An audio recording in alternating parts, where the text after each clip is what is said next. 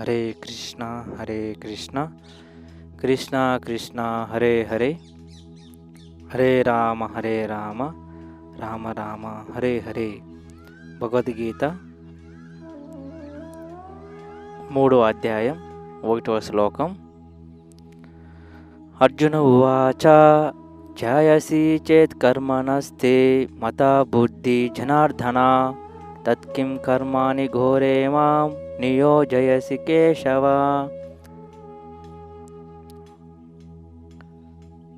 అనువాదం. అర్జునుడు పలికెను, ఓ జనార్దన, కేశవ, కామ్య కర్మము కంటెను బుద్ధియే ప్రశస్తతరమని నీవు భావించినచో నన్ను ఇటు ఘోరమైన యుద్ధమునందు ఎందుకు నియోగింపగోరుచున్నావు? భాష్యము. పూర్ణ పురుషోత్తముడగు శ్రీకృష్ణ భగవానుడు తన సన్నిహిత స్నేహితుడైన అర్జునుని దుఃఖసాగరము నుండి ఉద్ధరింపజేయ ఉద్దేశముతో ఆత్మ యొక్క నిజస్థితిని గడిచిన అధ్యాయమునందు విపులముగా వివరించెను. అంతేగాక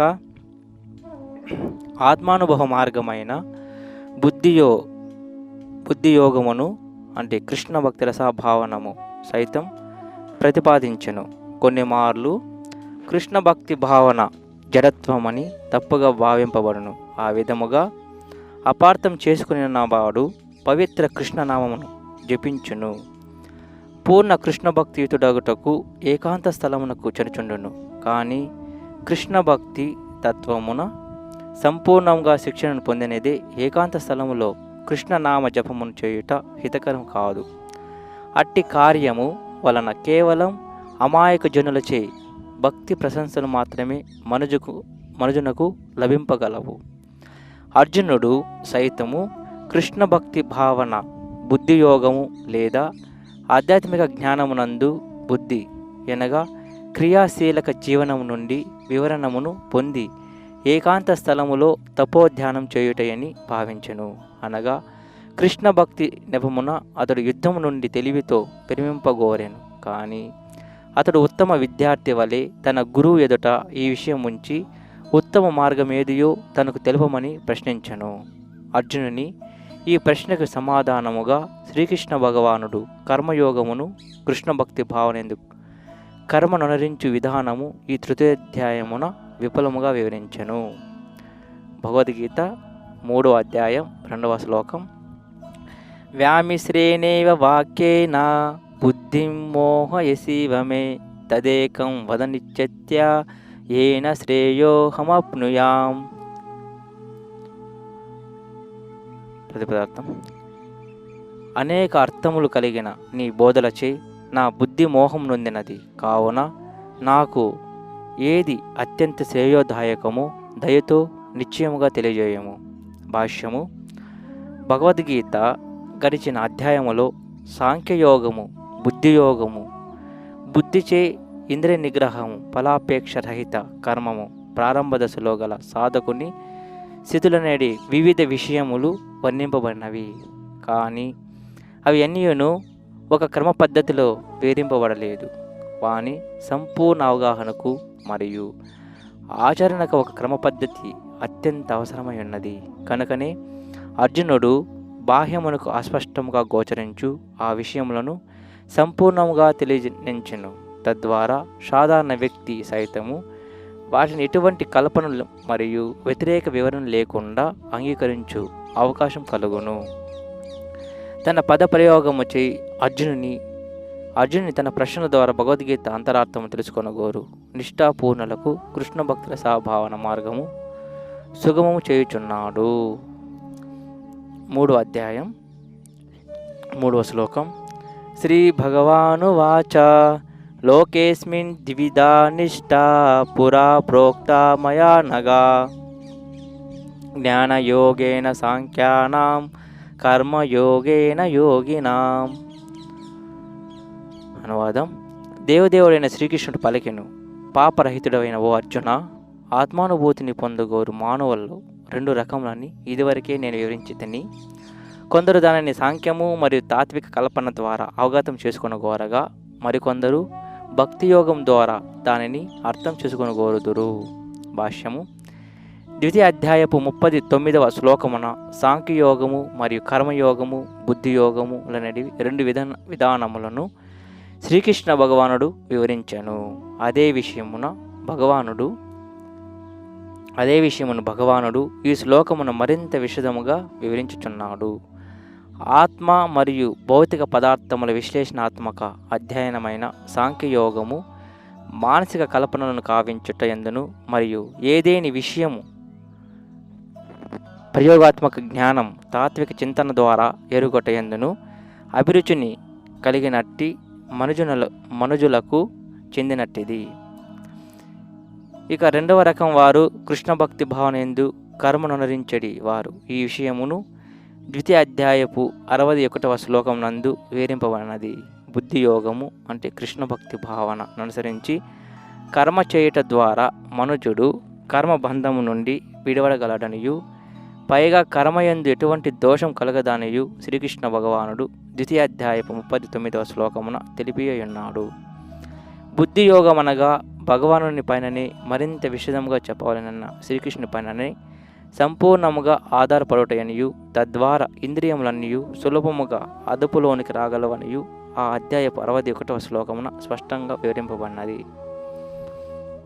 అనగా ధర్మము మరియు తత్వముల వలె ఈ రెండు యోగములు ఒకదానిపై మరొకటి ఆధారపడి ఉన్నవి. తత్వము లేనటువంటి ధర్మము కేవలం సిద్ధాంతము లేదా మూఢ విశ్వాసం కాగా, ధర్మము లేనటువంటి తత్వము కేవలం మానసిక కల్పన కాగలదు.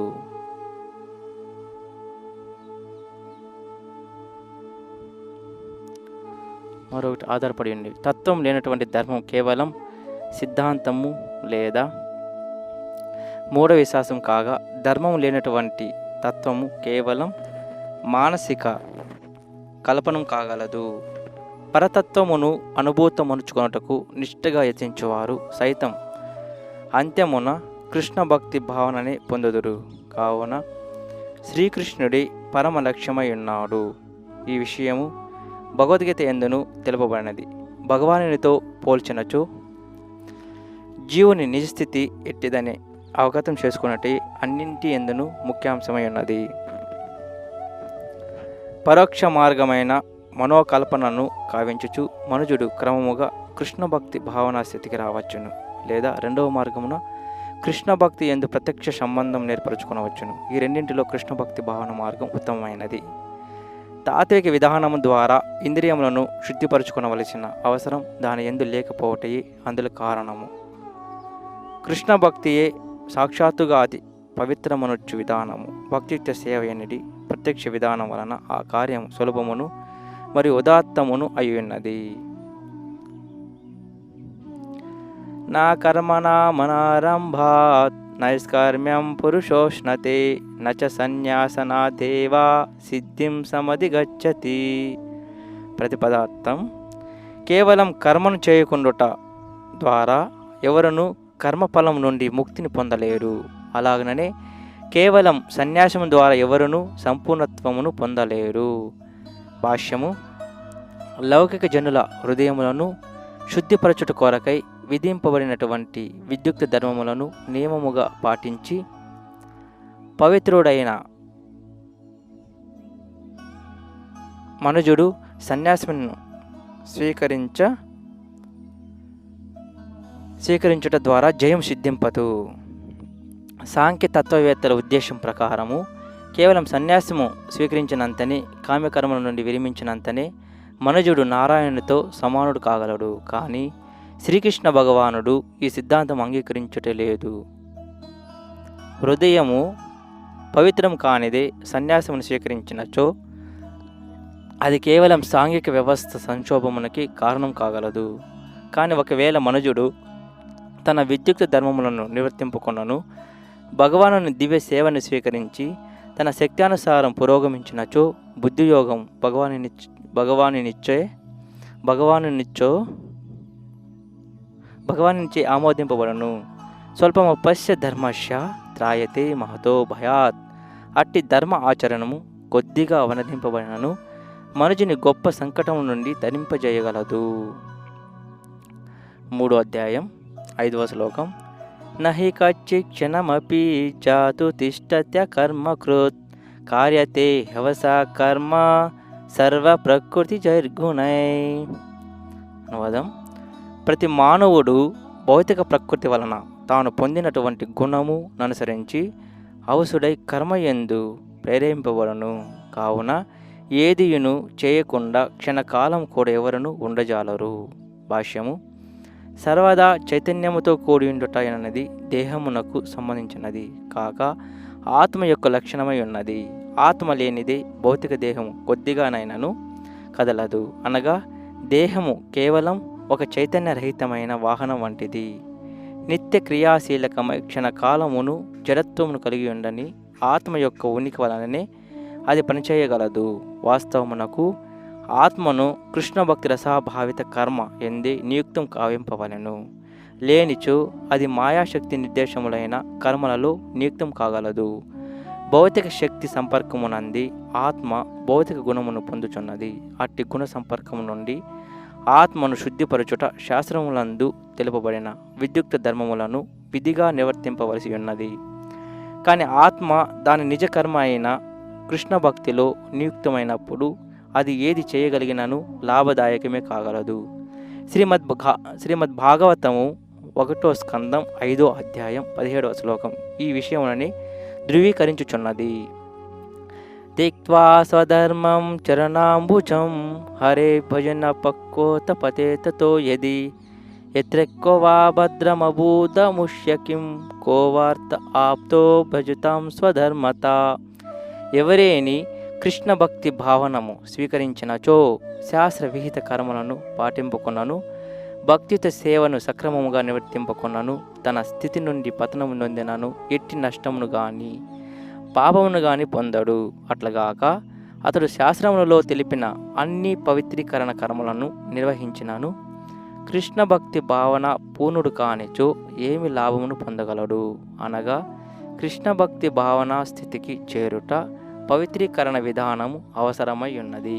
కావున సన్యాసము లేదా ఏ పవిత్రీకరణ విధానమైనను తుది లక్ష్యమైన కృష్ణ భక్తి భావనను పొందుటకు సహాయభూతం మాత్రమే.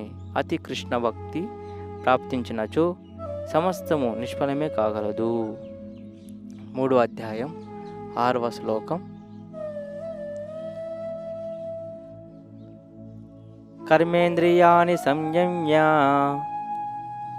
యాస్తే మనసా స్మరాన్ ఇంద్రియార్థాన్ విమూఢాత్మా మిథ్యాచార స ఉచ్యతే. ప్రతిపదార్థం: కర్మేంద్రియాని 5 కర్మేంద్రియములను సంయమ్య గ్రహించి. కర్మేంద్రియములను నిగ్రహించినాను మనసు ఇంద్రియార్థములందు మగ్నమయ్యుండువాడు నిశ్చయముగా తనను తాను మోసగించుకొనుచు మిథ్యాచారి అనబడును. భాష్యము: మనసునందు ఇంద్రియ భోగమును కూర్చి ఆలోచించుచూనే ధ్యాన తత్పరతను ప్రదర్శించు కపట్టలు పలువురు గలరు. అట్టివారు కృష్ణ భక్తి భావనమునందు కర్మను చేయి నిరాకరింతురు. కట్టి మిథ్యాచారులు తమను అనుసరించు శిష్యులను భ్రమింపజేయుటకు శుష్క వేదాంతమును సైతం పలుకుదురు. ఈ శ్లోకం ప్రకారము అట్టివారందరూ గొప్ప మోసకారులు. ఇంద్రియ ప్రీతి కోరినవాడు వర్ణాశ్రమ ధర్మమును పాటించుచు తనకు సంబంధించిన నియమ నిబంధనలను అనుసరించినచో క్రమముగా తనను తాను పవిత్రుని కావించుకొనగలడు. కానీ యోగి వలె నటించుచు ఇంద్రియార్థములను వెతుకువాడు కొన్ని మార్లు తత్వంపై ప్రవచనములను గావించినను గొప్ప మోసకారి అనియే పిలువబడును. అట్టి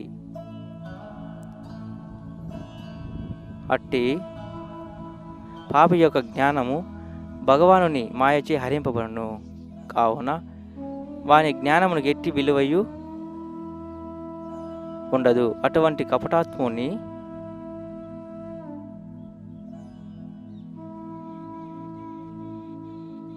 మనసు సదా అపవిత్రమై ఉండుట వలన అతని ధ్యాన ప్రదర్శనము ద్వారా ప్రయోజన శూన్యమై ఉండును.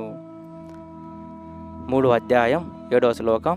యశ్వింద్రియాణి మనసా నియమ్య అబతేర్జున కర్మేంద్రియ కర్మయోగా అసక్త స విశిష్యతే. అనువాదం: అట్లుగాక మనస్సు చేత క్రియాశీలక ఇంద్రియములను నిగ్రహించుట యత్నించి సంగత్వం లేనివాడై కర్మయోగమును కృష్ణ భక్తి రసభావన ఎందు ఆరంభించు శ్రద్ధావంతుడు అత్యుత్తముడు.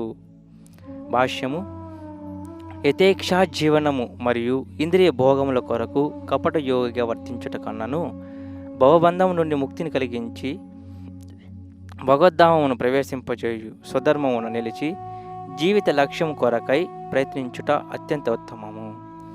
వాస్తవమునకు నిజమైన స్వార్థగతి లేదా జీవిత పరమార్థము విష్ణువును చేరుటయే. ఈ జీవిత లక్ష్యమును సాధించుటలో మనకు తోడ్పడు విధముగానే వర్ణాశ్రమ పద్ధతులు ఏర్పాటు చేయబడినవి. అనగా గృహస్థుడు కూడా కృష్ణ భక్తి భావన యందు నియమిత సేవ ద్వారా ఈ గమ్యమును చేరగలడు. ఆత్మానుభావం కొరకై ప్రతి ఒక్కరూ శాస్త్రంలో తెలుపబడిన రీతి నియమిత జీవనమును సాగించుచు సంఘరహితముగా తమ కర్మను అనుసరించినచో పురోభివృద్ధిని పొందగలరు.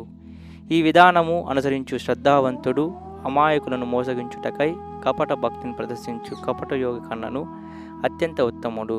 కేవలం జీవనార్థమై కపట ధ్యానం చేయువాని కన్నను శ్రద్ధగా వీధులను శుభ్రపరచువాడు ఉత్తముడు.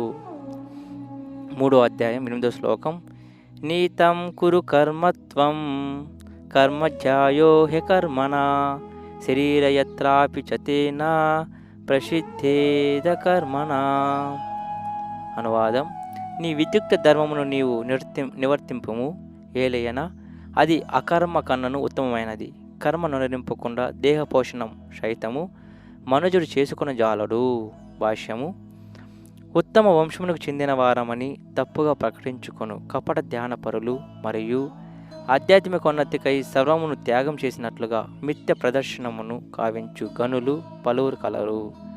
కానీ అర్జునుడు ఆ విధమైన మిథ్యావాది కారాదని శ్రీకృష్ణ భగవానుడు తలచెను. పైగా క్షత్రియులకు నిర్దేశింపబడిన కర్మలను అర్జునుడు పాటింపవలనని భగవానుడు కోరెను.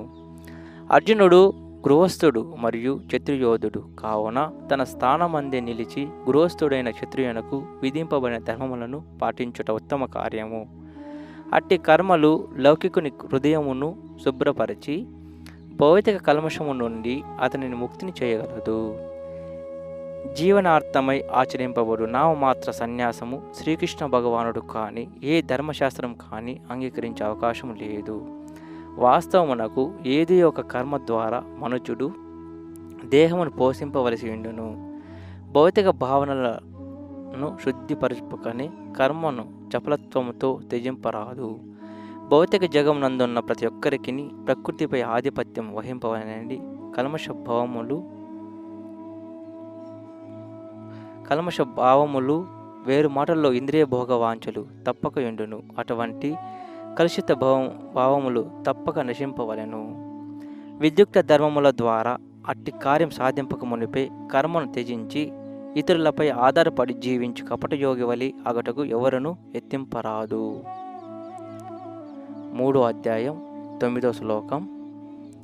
యజ్ఞార్థాత్ కర్మణో నేత్ర లోకోయం కర్మబంధన తదర్థం కర్మ కౌంతేయ ముక్త సంగ సమాచార.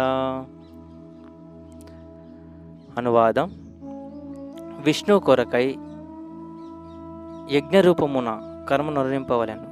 లేనిచో ఈ భౌతిక జగమున కర్మబంధకారకము కాగలదు. కావున ఓ కుంతి పుత్ర, నీ విద్యుక్త ధర్మములను అతని ప్రీత్యర్థమై కావింపు. ఆ విధముగా నీవు బంధం నుండి సదా ముక్తుడవై ఉండగలవు. భాష్యము: సాధారణమైన దేహపోషణ కొరకైనను ప్రతి ఒక్కరూ కర్మ చేయవలసి ఉన్నందున ఆ ప్రయోజనము సిద్ధించు రీతిలోనే వర్ణాశ్రమములకు సంబంధించిన విద్యుక్త ధర్మములు నిర్దేశింపబడినవి. యజ్ఞమనగా విష్ణువు లేదా ఏగకర్మలు. ఏగకర్మలన్నీయును విష్ణు ప్రీత్యర్థమే నిర్ణయింపబడినవి. యజ్ఞో వై విష్ణు అని వేదములు పలుకుచున్నవి. అనగా మనుజుడు విధింపబడిన యజ్ఞములను ఆచరించినను లేదా విష్ణువును ప్రత్యక్షంగా ఆరాధించినను ఒకే ప్రయోజనం పొందగలడు. అనగా కృష్ణ భక్తి రసాభావనైనది. ఈ శ్లోకమున తెలిపిన రీతి యజ్ఞమును నిర్వహించుట వంటిది. వర్ణాశ్రమ పద్ధతి సైతం విష్ణు ప్రీతిని లక్ష్యముగా భావించును. వర్ణాశ్రమాచారవత్ పురుషేణ పరాపుమాన్ విష్ణు ఆరాధ్యతే. విష్ణు పురాణం 3:8 శ్లోకంలో కనుక ప్రతి ఒక్కరూ విష్ణు ప్రీత్యర్థమే కర్మను నిర్వహింపవలసి ఉన్నది. శుభాశుభ కర్మలు రెండూను ఫలములను కలిగి ఉండి కర్తను బంధించు కారణమున ఇతర కర్మలన్నీయును జగమునందు బంధమునే కలిగించును. కనుక ప్రతి ఒక్కరూ కృష్ణ భక్తి భావన యందు కృష్ణుని లేదా విష్ణువు ప్రీత్యర్థమే కర్మను నిర్వహింపవలెను. అటువంటి కర్మలను చేయునప్పుడు మనుజుడు ముక్తి స్థితి ఎందే నిలిచియుండును. ఇది కర్మ చేయుట ఎందు గొప్ప నేర్పరితనమై ఉన్నందున నిష్ణాతులైన వారి నిర్దేశం దీనికి తొలుత అవసరమై ఉన్నది. అనగా శ్రీకృష్ణ భక్తునకు నిర్దేశమునందు కానీ లేదా ఎవరి సమక్షమున అర్జునునికి కర్మ చేయని అవకాశం కలిగినటువంటి శ్రీకృష్ణ భగవాను ప్రత్యక్ష బోధనను అనుసరించి కానీ ప్రతి ఒక్కరూ నిపుణతతో వర్తింపవలసి ఉన్నది. దేనిని కూడా ఇంద్రియ ప్రీతికై నిర్వహింపరాదు. ప్రతిదియును శ్రీకృష్ణుని ప్రీత్యర్థమే నిర్వహింపవలెను. ఇటువంటి అభ్యాసము మనుజుని కర్మ ఫలము నుండి రక్షించుటయే గాక క్రమముగా భగవానుని ప్రేమయుత సేవా స్థాయికి అతనిని ఉద్ధరించును. దాని ద్వారా అతడు భగవద్ధామమును చేరగలడు. 3వ అధ్యాయం 10వ శ్లోకం. సహజయజ్ఞ ప్రజా సృష్ట్వా పురోవాచ ప్రజాపతి అనేన ప్రసవిష్యద్వా మేషవోస్విష్టికామధు. అనువాదం. సృష్టి ఆరంభమున సర్వజీవులకు ప్రభువైన భగవానుడు మానవులకు మరియు దేవతలకు విష్ణు ప్రీత్యర్థమైన యజ్ఞములతో సహా సృష్టించి ఈ యజ్ఞములచే మీరు సౌఖ్యవంతులు కండు ఏలయన వీని ఆచరణము మీ సుఖజీవనమునకు మరియు ముక్తికి కావలసిన సర్వమును వసంగును అని ఆశీర్వదించెను. భాష్యము. సర్వజీవుల ప్రభు అయిన విష్ణువుచే సృష్టింపబడిన భౌతిక జగత్తు బద్ధజీవులు భగవద్ధామము తిరిగి చేరుటకు వసగబడిన ఒక అవకాశం వంటిది. దేవుడైన శ్రీకృష్ణునితో గల సంబంధమును మరుచట చేతనే ఈ జగమునందు జీవులందరూ భౌతిక ప్రకృతిచే బద్ధులగుచున్నారు. అట్టి నిత్య సంబంధమును జీవులు తెలుసుకున్నటకు వేదం సహాయపడును. వేదైక్ష సర్వే రహమేవ వేద్య అని ఈ విషయమునే భగవద్గీత తెలియజేయుచున్నది. తన నెరుగటయే వేదముల ఉద్దేశమని శ్రీకృష్ణ భగవాన్ తెలిపి ఉన్నాడు. పతిం విశ్వాసాత్మేశ్వరం అని వేద మంత్రములందు తెలుపబడినది. అనగా జీవులకు ప్రభు దేవదేవుడైన విష్ణువు. శ్రీమద్ భాగవతమునందు కూడా శ్రీల సుఖదేవ గోస్వామి భగవానుడే పతి అని పలు విధములుగా వర్ణించి ఉన్నారు. 2వ స్కందం 4వ అధ్యాయం 20వ శ్లోకం. శ్రియాపతిర్యజ్ఞపతి ప్రజాపతి ధియం పతిర్లోకపతిర్ధరాపతి పతిర్గతిక్షాందక వృష్టి సాత్వతాం పశీధతాం మే భగవాన్ సతాం పతి. భగవానుడైన విష్ణువే ప్రజాపతి. అతడే సమస్త జీవులకు సమస్త లోకములకు సమస్త సౌందర్యములకు పతియ ఉన్నాడు. సర్వులకు అతడే రక్షకుడు. విష్ణు ప్రీత్యర్థమై ఏ విధముగా యజ్ఞమును నిర్వహింపవలెనో బద్ధజీవులు నేర్చుట కొరకి అతడు ఈ భౌతిక జగత్తును సృష్టించను. తద్వారా వారి జగత్తునందున్నంత వరకు ఎటువంటి కలతలు లేకుండా సుఖముగా జీవించి దేహత్యాగం పిమ్మట భగవద్ధామమును చేరగలరు. బద్ధజీవుల కొరకై ఏర్పాటు చేయబడిన కార్యమిదియే. యజ్ఞ నిర్వహణం ద్వారా బద్ధజీవులు క్రమముగా కృష్ణ భక్తి రసాభావితులై అన్ని విధముల దివ్యులగదురు. ఈ కలియుగమునందు వేదములు హరినామ సంకీర్తనమనడి సంకీర్తన యజ్ఞమును ఉపదేశించుచున్నది. ఈ దివ్య విధానం శ్రీ చైతన్య మహాప్రభు ఈ యుగజనుల ఉద్ధారమునకై ప్రవేశపెట్టిరి. అట్టి సంకీర్తన యజ్ఞముతో కృష్ణ భక్తి రసాభావనం చక్కని పొత్తు కలిగి ఉండును. ఈ క్రింది శ్రీమద్ భాగవత 11వ స్కందం 5వ అధ్యాయం 32వ శ్లోకములలో శ్రీకృష్ణ భగవానుడు భక్తుని రూపమున శ్రీ చైతన్య మహాప్రభు తెలుపబడినాడు. దీని యందు సంకీర్తన యజ్ఞం కూడా ప్రత్యక్షముగా ప్రస్తావించబడినది. కృష్ణవర్ణం త్రిసాకృష్ణం సాంగోపాంగస్ర పార్షదం యజ్ఞే సంకీర్తన ప్రాహై యజహంతి సుమేధస. ఈ కలియుగమునందు మేధా సంపత్తి కలిగిన మనుజులు పాషాదులతో కూడి ఉండి భగవానుని సంకీర్తన యజ్ఞముచి పూజింతురు. వేదములందు తెలియజేయబడిన ఇతర యజ్ఞముల నిర్వహణము ఈ కలియుగమునందు సులభము కాదు. కానీ సంకీర్తన యజ్ఞము సర్వ ప్రయోజనములకు సులభము మరియు మహనీయమై ఉన్నది. ఇదే విషయము భగవద్గీత 9వ అధ్యాయం 14వ శ్లోకం ఎందును ఉపదేశించబడినది. 3వ అధ్యాయం 11వ శ్లోకం. దేవాన్ భావయతే దేవా భావయస్తు వా పరస్పరం భావయంత శ్రేయ పరమవాప్స్యత. అనువాదం: యజ్ఞములచే సంతృప్తి నొందిన దేవతలు మీకు ప్రియమును కూర్చగలరు. ఆ విధముగా మానవులు మరియు దేవతల నడమగల పరస్పర సహకారముచే సర్వలకు శ్రేయస్సు కలగగలదు. భాష్యం: లోక కార్యములను నిర్వహించుటకై నియమింపబడిన పాలకులే దేవతలు. జీవుల దేహ పోషణార్థమై కావలసిన గాలి, వెలుతురు, నీరు మరియు ఇతర వరములు అన్నింటినీ వసుగు కార్యము అట్టి దేవతలకు అప్పగించబడినది. అసంఖ్యాకములుగా ఉన్న అట్టి దేవతలు దేవదేవుడైన శ్రీకృష్ణ శరీరమునందలి భాగములు. అట్టి దేవతల తృప్తి మరియు అసంతృప్తులన్నవి మానవుల యజ్ఞ నిర్వహణపై ఆధారపడి ఉండును. కొన్ని యజ్ఞములు కేవలం ఒక ప్రత్యేక దేవత ప్రీత్యర్థమే నిర్వహింపబడి ఉన్నను. వాస్తవమునకు అన్ని యజ్ఞములు ఎందును విష్ణువే ముఖ్య భోక్తగా పూజింపబడును. శ్రీకృష్ణుడే సకల యజ్ఞములకు భోక్త అని శ్రీమద్ భగవద్గీత ఎందును తెలుపబడినది. భోక్తారాం యజ్ఞ తపసాం అనగా యజ్ఞపతి ప్రీతియే సర్వ యజ్ఞముల ముఖ్య ఉద్దేశమై ఉన్నది. ఇటువంటి యజ్ఞములు యథావిధిగా నిర్వహింపబడినప్పుడు మానవ అవసరములను తీర్చు వివిధ శాఖలకు చెందిన దేవతల ప్రతినొందుతారు. తద్వారా ప్రకృతి జన్య పదార్థములందు కొరత ఎన్నడూనూ వాటిల్లదు.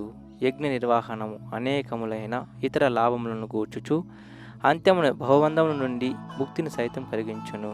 ఆహార శుద్ధౌ సత్వశుద్ధి, సత్వశుద్ధౌ ధ్రువా స్మృతి, స్మృతిలంబే సర్వగ్రంథీనా విప్రమోక్ష అని వేదములలో తెలుపబడిన రీతి యజ్ఞ నిర్వహణము ద్వారా సర్వ కర్మలు పవిత్రములు కాగలవు. అనగా యజ్ఞము ద్వారా ఆహార పదార్థములు పవిత్రములు కాగలవు.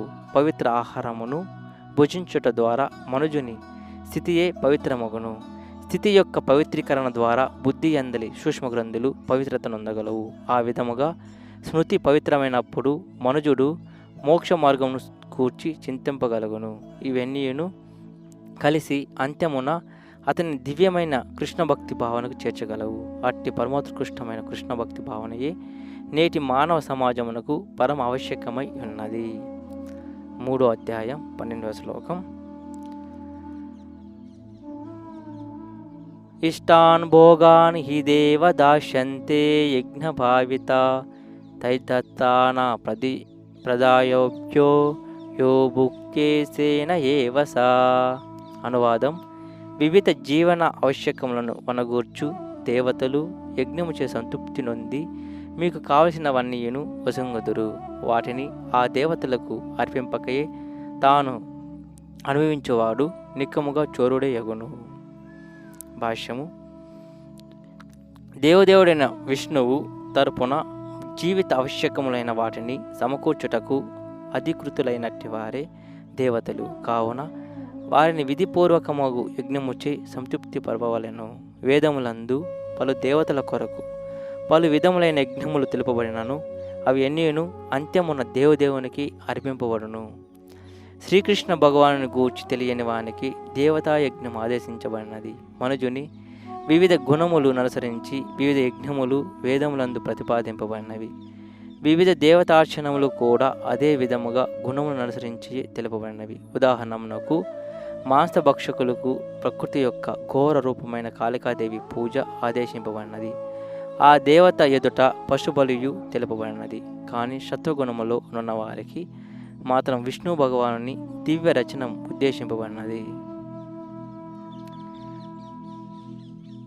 క్రమముగా ఆధ్యాత్మిక స్థితిని పొందుటకే ఈ యజ్ఞములన్నీయును ఉన్నవి. పంచమహాయజ్ఞములని తెలియబడు 5 యజ్ఞములు మాత్రం సాధారణ జనులకు అత్యంత ఆవశ్యకములై ఉన్నవి. అయినను మానవులకు అవసరమైనట్టి జీవన ఆవశ్యకములన్నీ శ్రీకృష్ణ భగవాను ప్రతినిధులైన దేవతలచే సమకూర్చబడునని ప్రతి ఒక్కరూ ఎరగవలెను. ఎవరును వాటిని సృష్టింపలేరు. ఉదాహరణకు మానవులు భుజించడి ఆహార పదార్థములను గ్రహించినచో సత్వగుణ ప్రధానాలు స్వీకరించడి ధ్యానము, ఫలములు, కూరగాయలు, పాలు, పంచదార మొదలగునవి. కానీ మాంసాహారులు భుజించడి మాంసం కానీ ఏదీను మనుజునిచే సృష్టింపబడలేదు.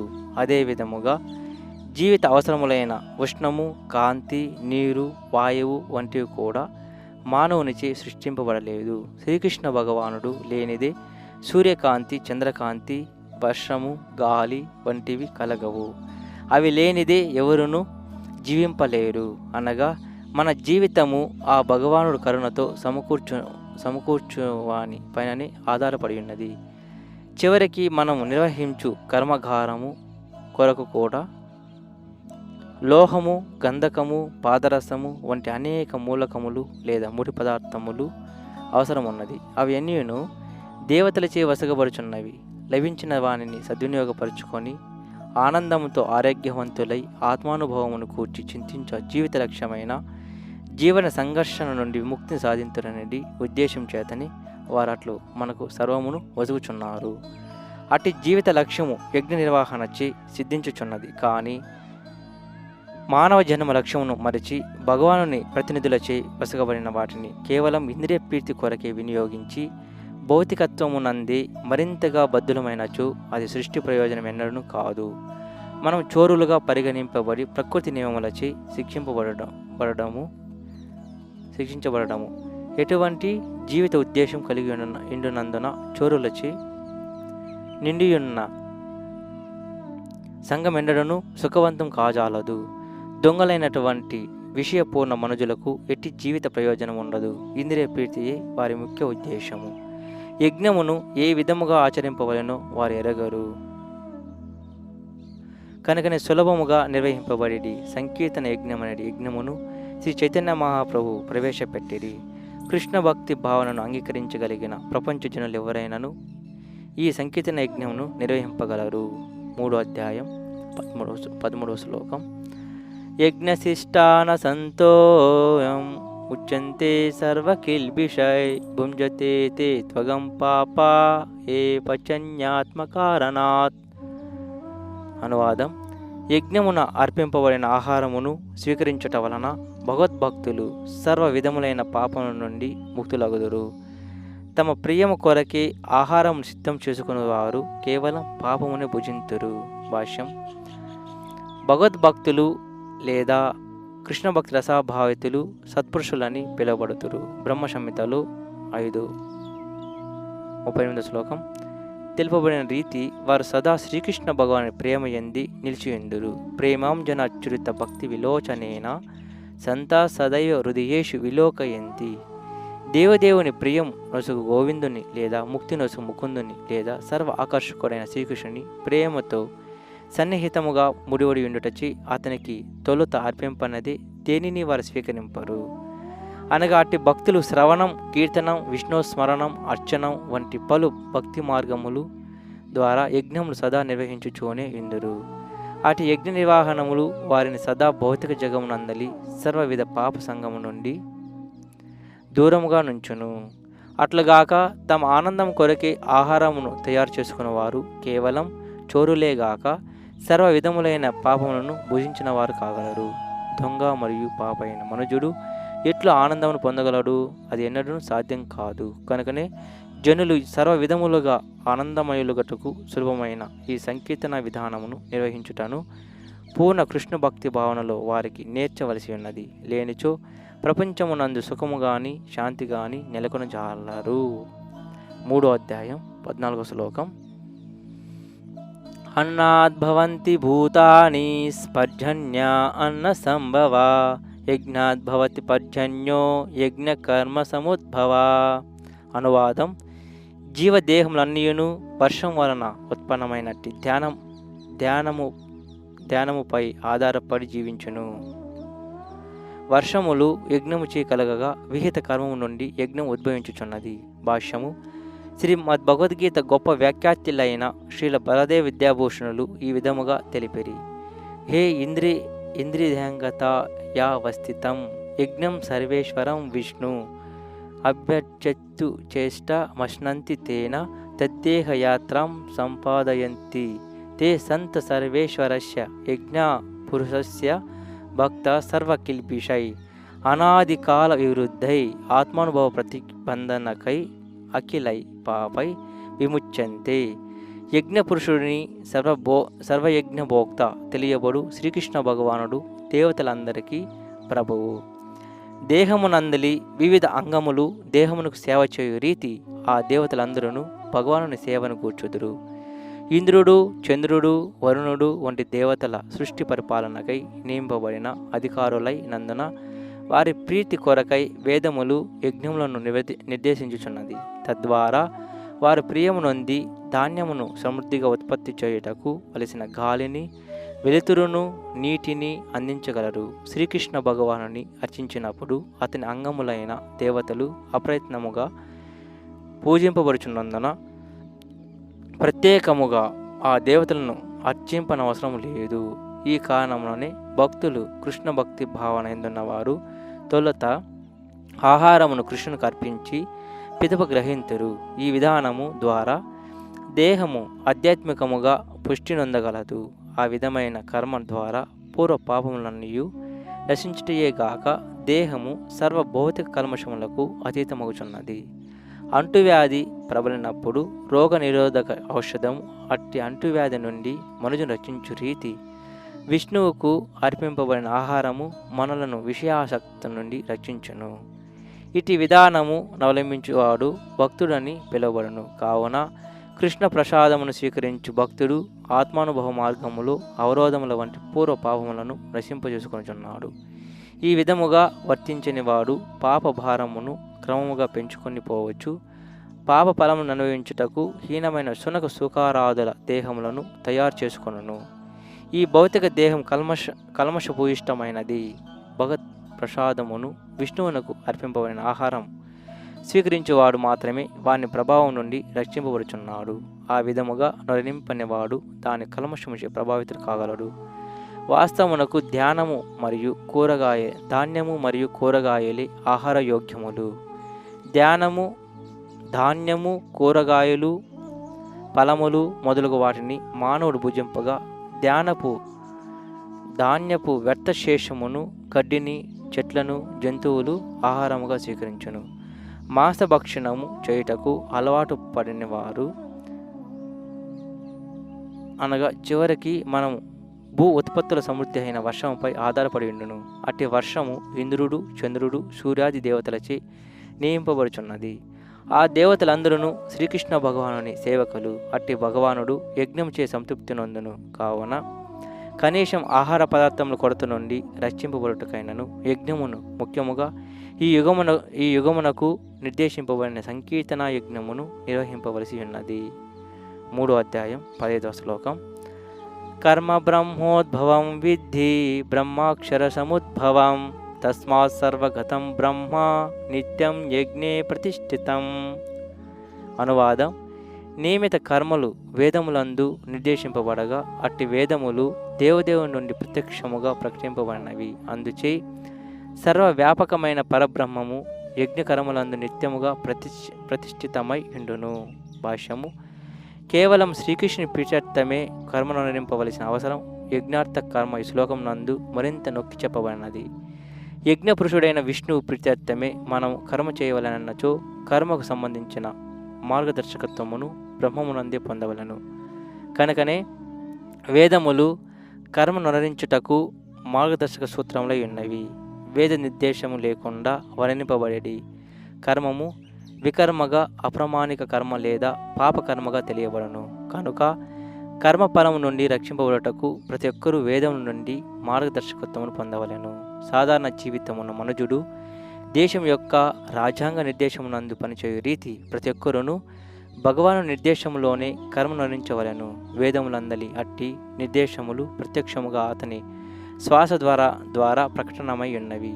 అస్య మహతో భూతస్య నిశ్యతీతమేతత్ యద్ ఋగ్వేదో యజుర్వేద సామవేదో అథర్వంగిరస. ఋగ్వేదము, యజుర్వేదము, సామవేదము, అథర్వవేదం అనే 4 వేదములు దేవదేవుని శ్వాస నుండి బహిర్గతమైనవి. బృహదారణ్యోపనిషత్తు 4:5-11 శ్లోకం. భగవానుడు సర్వశక్తి సమన్వితుడు కావున శ్వాస ద్వారాను భాషించగలడు. శ్రీకృష్ణ భగవానుడు తన ప్రతి ఇంద్రియము ద్వారా ఇతర ఇంద్రియ కార్యములను సైతం చేయగలిగిన శక్తి సామర్థ్యములు కలిగి ఉన్నాడని తెలుపుచు బ్రహ్మ సంహిత ఈ విషయమును నిర్ధారించుచున్నది. అనగా భగవానుడు శ్వాస ద్వారాను మాట్లాడగలడు, కనుల ద్వారాను సృజింపగలడు. వాస్తవమునకు అతడు ప్రకృతిని వీక్షించుట ద్వారానే జీవులను సృష్టించనని తెలుపబడినది. బద్ధ జీవులను ఆ విధముగా ప్రకృతి గర్భమును సృజించిన పిమ్మట వారు ఏ విధముగా తిరిగి తన ధామం చేరగలరో తెలుపుటకు అతడు వేద విజ్ఞానమునందు నిర్దేశమును సిగెను.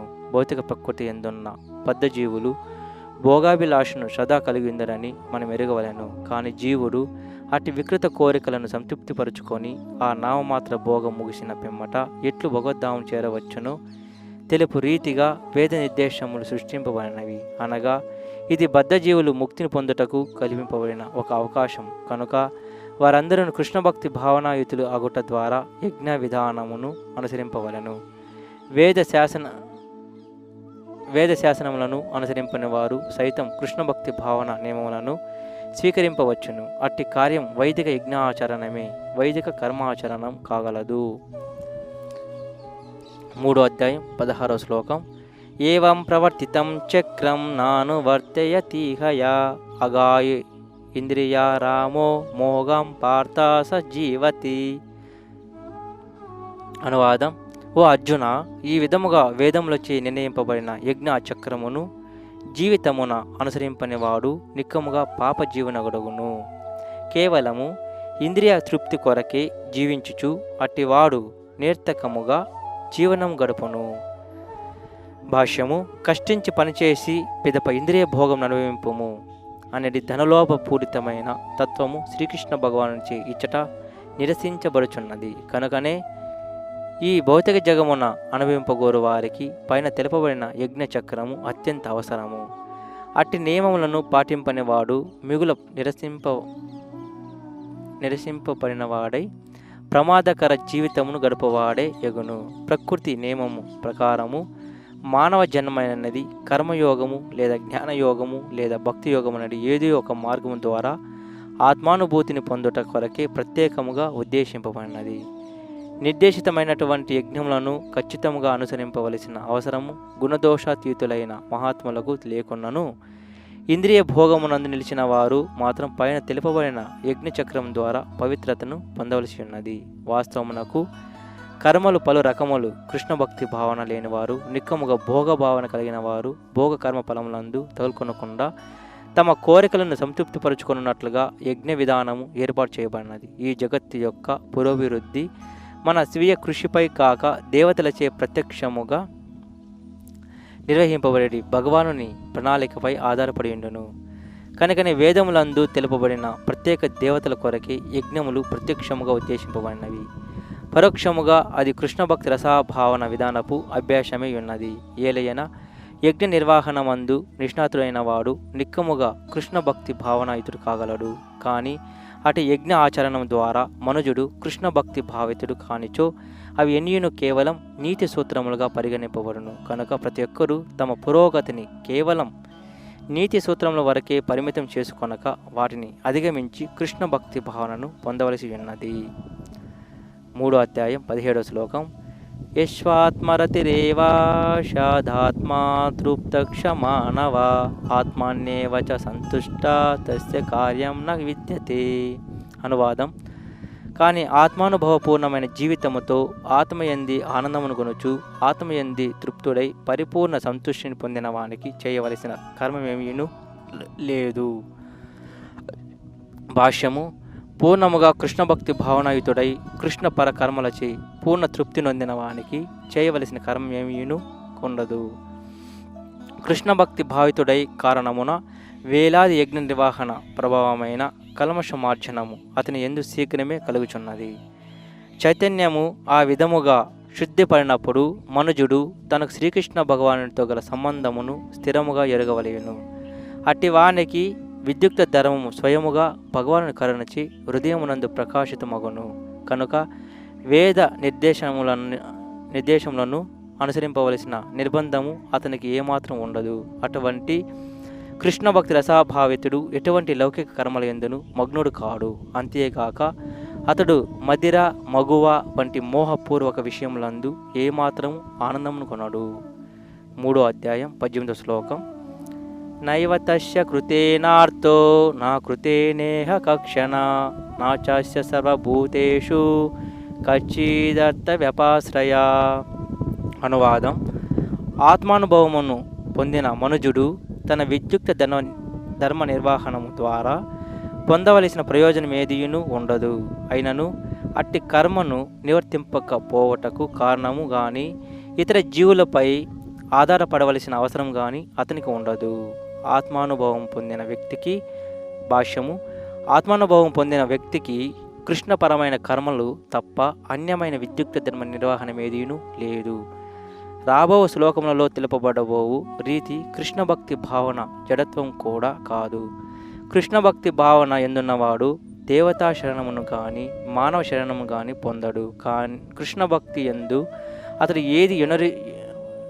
ఏది వినరించినను అది విధి నిర్వహణమునకు సరిపోనదై ఉండును. 3వ అధ్యాయం 19వ శ్లోకం. తస్మాదసక్త సతతం కార్యం కర్మ సమాచర ఆసక్తో హెచరన్ కర్మ పరమాప్నోతి పురుష.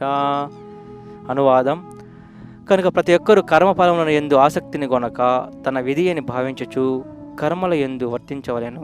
ఏలైనగా అసంగత్వముతో కర్మను నిర్వహించుట ద్వారా మనుజుడు పరమును పొందగలడు. భాష్యము: భక్తులకు పరము అనన్నది దేవదేవుడైన శ్రీకృష్ణుడు కాగా నిరాకారవాదికి మోక్షమై ఉన్నది. కనుక సరైన నిర్దేశం నందు కర్మఫలం నెడ సంగం లేకుండా కృష్ణుని కొరకై కర్మను చేయువాడు కృష్ణ భక్తి రసాభావితుడు. తప్పక జీవితపు పరమ లక్ష్యం వైపుకు పురోగమించును.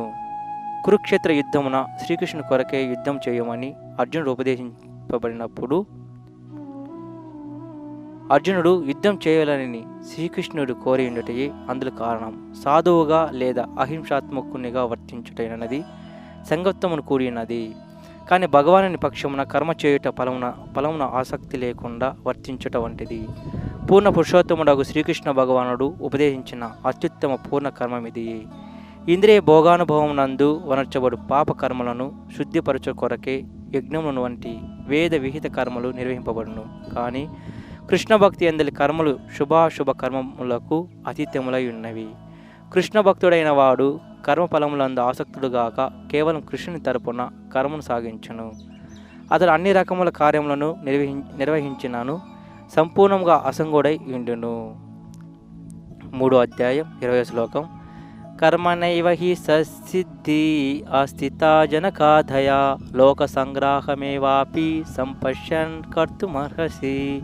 అనువాదం: జనక మహారాజు వంటి రాజులు కేవలం విద్యుక్త ధర్మములను నిర్వర్తించుట ద్వారానే సంపూర్ణత్వమును పొందిరి. కావున జనసామాన్యమునకు బోధించు నిమిత్తమై తప్పక నీవు కర్మను చేయుము.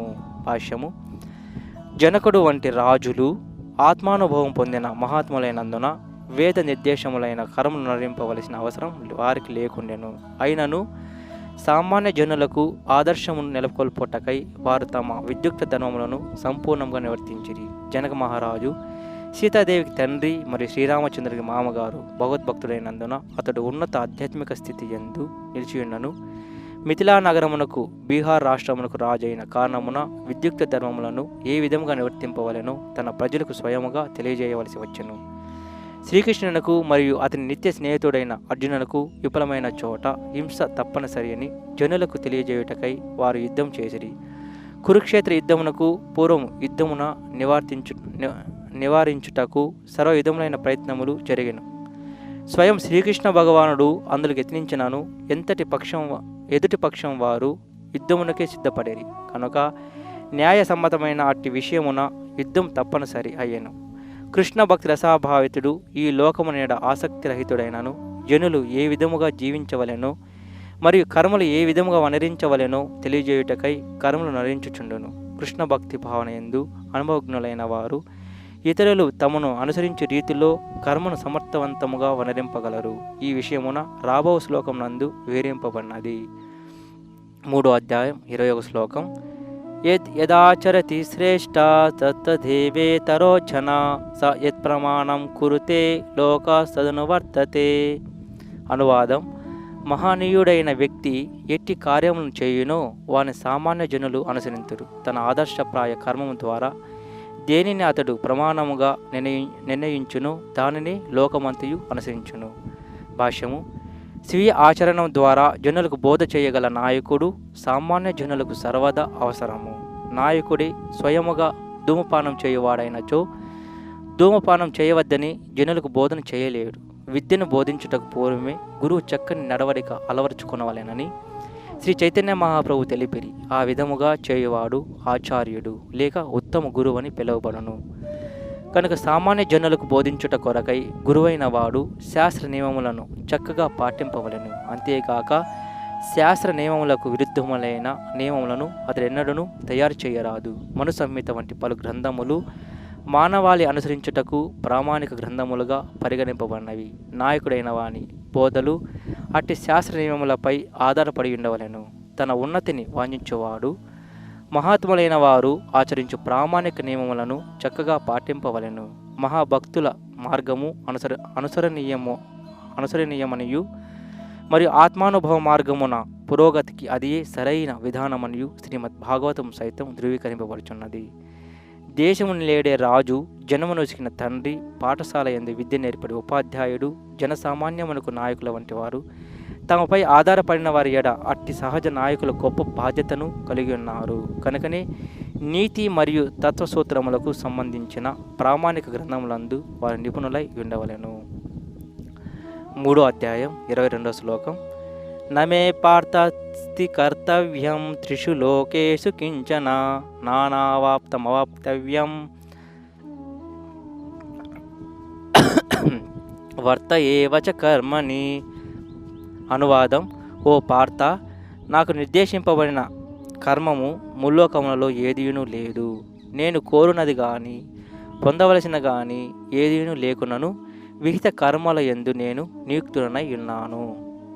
భాష్యం: వేద వాజ్మయమునందు భగవానుడు ఈ విధముగా వర్ణింపబడినాడు. తం ఈశ్వరాణం పరమం మహేశ్వరం తం దేవతానాం పరమం చైదైవతం పతిం పతీనాం పరమం పరస్తాద్ విదామదేవం భువనేశమీఢ్యం నా తస్య కార్యం కరణం చ విద్యతే నా తస్తమశాభ్యధికక్ష దృశ్యతే పరస్య శక్తిరివిధైవ శ్రూయతే స్వాభావికీ జ్ఞానబలా క్రియా చ. భగవానుడు నియామకులందరికీ నియామకుడైనటి వాడు.